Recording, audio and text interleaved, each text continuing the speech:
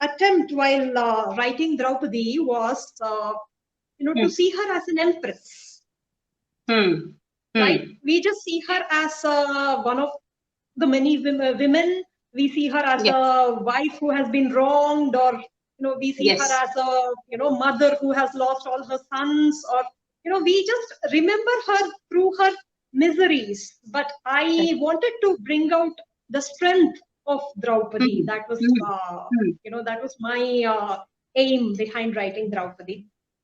And that's exactly why, Saiji, because I'm reading a book and I'm reading Aditi Ji's book as well.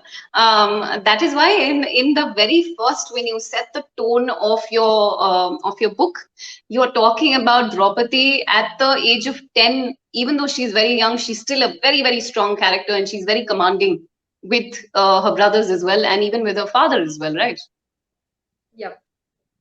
Okay, Aditi ji, please tell us, how did you choose this topic? Because honestly, I was researching and I was trying to find out about Gandhari, what all has been written about her.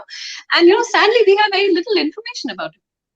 Yes, there's very little about her. I'll start with why personally I've always been fascinated by Gandhari.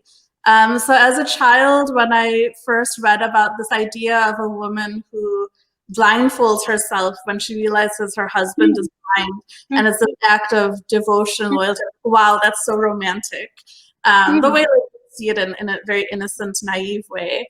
Then growing older, it was a question of, it's the typical questions that get asked about her. Should she have kept herself, her eyes so she could help her husband, her kingdom, be a better wife, be a better queen?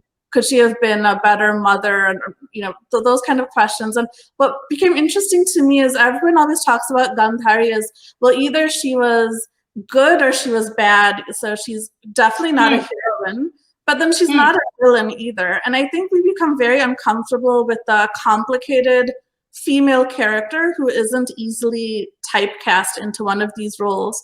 Whereas when it comes to someone like Bhishma, who I think she has very interesting parallels to, we're very comfortable with the idea that he was very noble, he was so great, and yet because of his actions and decisions, the whole war started.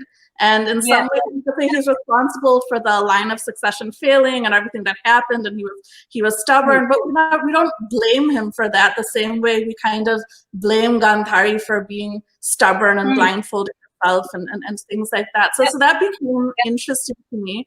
But just the idea of this woman with very strong will, when she knows that Kunti has given birth before her, she actually strikes her belly so hard that the fetus comes out.